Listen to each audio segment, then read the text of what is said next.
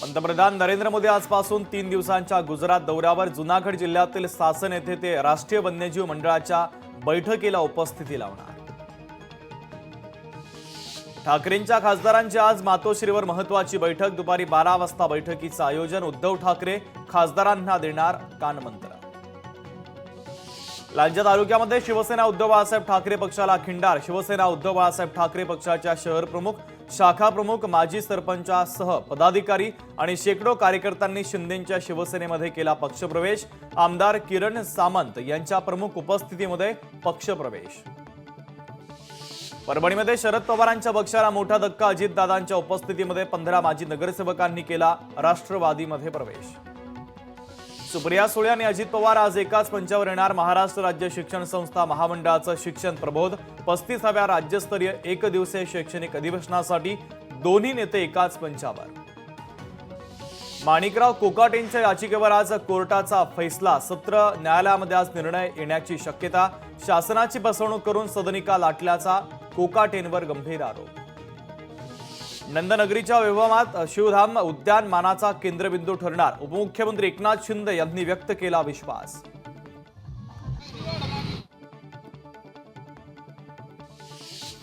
भिवंडीमध्ये काँग्रेसच्या वतीने महापालिकेच्या समोर धरणे आंदोलन। विविध समस्यांच्या अनुषंगाने करण्यात आलं धरणे आंदोलन। पैठणमध्ये आमदार विलास भुमरेंच्या हस्ते दिव्यांग भवनाचं भूमिपूजन। यावेळेस मोठ्या संख्येने पदाधिकारी, कार्यकर्ते आणि ग्रामस्थ उपस्थित। बांधकाम मंत्री शिवेंद्रसिंह राजे भोसले यांच्या पत्नी वेदांतिका राजे भोसले यांनी केली सातारा शहरातील 4 भिंतीलगतच्या परिसराची पाहणी।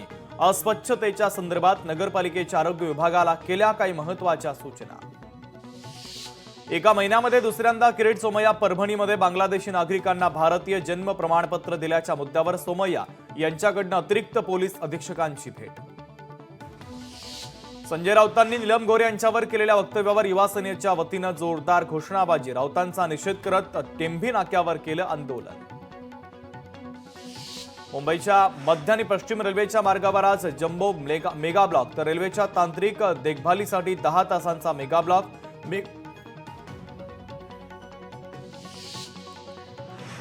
आरटी प्रवेशासाठी 10 मार्चपर्यंत मुदतवाढ। त्यानुसार प्रवेशासाठी पात्र विद्यार्थ्यांना 1 ते 10 मार्चच्या कालावधीमध्ये प्रवेश घेता येणार। यंदा 1,09,087 जागा उपलब्ध।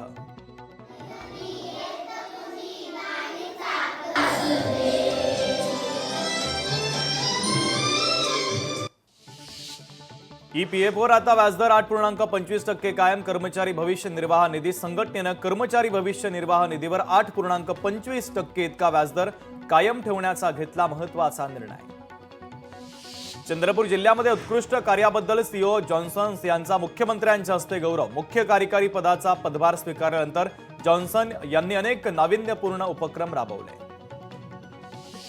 98व्या अखिल भारतीय साहित्य संमेलनाच्या अध्यक्षा तारा भवाळकर जनसेवा पुरस्काराने सन्मानित। ज्येष्ठ समीक्षक अविनाश सप्रे आणि माजी महापौर सुरेश पाटील यांच्या हस्ते त्यांना पुरस्कार प्रदान। बीडमध्ये पोलिसांना ड्युटी नकोय। तब्बल 107 पोलीस कर्मचाऱ्यांची बदलीसाठी अर्ज दिल्याची धक्कादायक माहिती समोर। हिंगोलीच्या सेनगाव पंचायत समितीमध्ये अधिकारी कर्मचारी हजर राहत नसल्याने नागरिक त्रस्त। सामान्यांची कामं रखडत असल्याने उशिरा येणाऱ्या कर्मचारी अधिकाऱ्यांवर कारवाई करण्याची स्थानिकांची मागणी। नंदुरबारमध्ये थकीत बिलांसाठी शहादा तालुक्यातील बांधकाम ठेकेदारांचं कार्यकारी अभियंत्यांना निवेदन। बिल अदा न झाल्यास बांधकाम ठेकेदारांचा आंदोलनाचा इशारा। सांगलीत सर्वसामान्यांचे गाऱ्हाणे ऐकण्यासाठी जिल्हाधिकाऱ्यांची दालन खुले होणार। सोमवार आणि शुक्रवार जिल्हाधिकाऱ्यांच्या वतीने येणाऱ्या सर्व समस्या आणि प्रश्नांच्या संदर्भात नागरिकांसोबत थेट संवाद साधण्याचा उपक्रम। चंद्रपूर शहरातील झरपट नदी अतिप्रदूषित। आमदार सुधीर मुनगंटीवार नदीला प्रवाहित करण्यासाठी सरसावले। विविध विभागांच्या वतीने निधी प्राप्त करून घेत या नदीचं पुनरुज्जीवन करण्याचा त्यांनी केला निर्धार। अमरावतीमध्ये आरोग्य विभागातील कंत्राटी कर्मचाऱ्यांना गेल्या 3 महिन्यांपासून पगारच मिळाला नाही। त्यामुळे कर्मचारी आर्थिक संकटात सापडले असून कर्मचारी व्यक्त करतायत नाराजी। पैठण येथील Nimbark English medium school and junior कॉलेजच्या वतीने विज्ञान प्रदर्शनाचं आयोजन। जागतिक विज्ञान दिनाच्या निमित्ताने करण्यात आलं प्रदर्शनाचं आयोजन। पालक, शिक्षक, विद्यार्थी मोठ्या संख्येने उपस्थित। परभणीच्या पालिका प्रशासनाच्या अधिमूल्य निश्चितीच्या विरोधात सेलू शहर कडकडीत बंद। व्यापाऱ्यांनी या विरोधात शहरातील मुख्य मार्गावरून मोर्चा काढत केला निषेध। पहिल्या टप्प्यामध्ये गावठाण क्षेत्राचा विकास करून जमिनीच्या नोंदी अद्ययावत करणार महसूल मंत्री चंद्रशेखर बावनकुळेंचा महत्त्वपूर्ण निर्णय। अहिल्यानगरच्या मडी ग्रामसभेनं केलेला ठराव प्रशासनानं केला रद्द। ग्रामसभा नियमबाह्य ठरल्याचा प्रशासनाचा निर्णय। तर या यात्रेमध्ये मुस्लिम बांधवांना व्यवसायासाठी जागा न देण्याचा आदेश रद्द। शक्तीपीठ महामार्गासाठी गेल्या वर्षी 28 फेब्रुवारी रोजी काढलेली सक्तीच्या भूसंपादनाची अधिसूचना रद्द झालीच पाहिजे। या मागणीसाठी आज 19 गावात काळी गुढी उभारत करण्यात आला निषेध। नंदुरबारच्या शहादा तालुक्यामध्ये बिबट्याचा थरार कायम। बिबट्याच्या हल्ल्यात एक जण गंभीर जखमी। गावकऱ्यांकडून तीव्र संताप व्यक्त। अहिल्यानगरच्या पारनेर तालुक्यातील वरबाड शिवारामध्ये उसाच्या पिकात आढळली बिबट्याची पिल्लं। तालुक्यामध्ये बिबट्याचा वावर असल्यानं नागरिकांमध्ये भीतीचं वातावरण। पैठणमध्ये नाथषष्ठी यात्रेच्या निमित्तानं आढावा बैठक संपन्न। येणाऱ्या वारकरी आणि भाविकांना सुविधा देण्याच्या आमदार विलास भुमरे यांच्या सूचना। सांगलीच्या समर्थ आश्रम शाळेतील 18 विद्यार्थ्यांना एकाच वेळी कावीळ आजाराची लागण। दूषित पाण्यामुळे कावीळची लागण झाल्याची प्राथमिक माहिती। महाबळेश्वरमध्ये फ्रेंड्स फिटनेस क्लब भव्य विभागीय शरीर सौष्ठव स्पर्धेचं आयोजन। या स्पर्धेत सांगलीचा विश्वनाथ बकाली ठरला विजेता। सोलापुरातील वडापुरामध्ये रंगला पालख्यांच्या भेटीचा सोहळा। भंडाऱ्याची मुक्त उधळण। भक्तिमय वातावरणातील सोहळा पाहण्यासाठी आणि दर्शन घेण्यासाठी भाविकांची अलोट गर्दी। आष्टी तालुक्यातील रोईनाल कोलमध्ये महादेवाची यात्रा सुरू। महादेवाच्या पिंडीसोबत शेख मोहम्मद बाबा यांच्या दर्ग्याला ग्रामस्थ चढवतात चादर।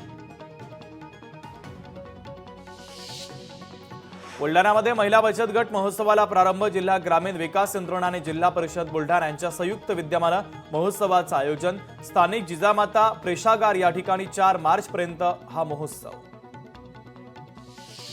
बीडच्या चाकरवाडीमध्ये 17वं अखिल भारतीय वारकरी संगीत संमेलन संपन्न। वारकरी संगीताला आंतरराष्ट्रीय स्तरावर मान्यता मिळावी अशी संमेलनाध्यक्षांची मागणी।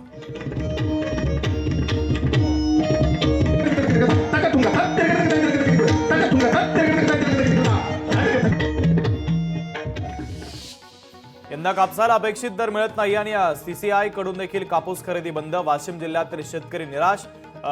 शेतकऱ्यांनी कापसाच्या शेतात जनावर सोडल्याचं पाहायला मिळत आहे।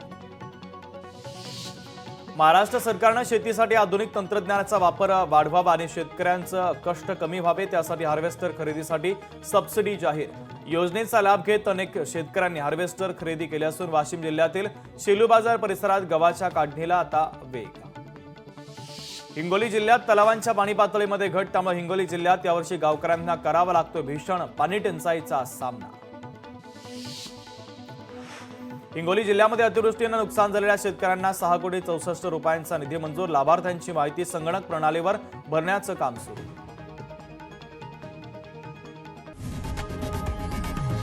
लोकशाही मराठी ऐका, पहा, जागरूक रहा।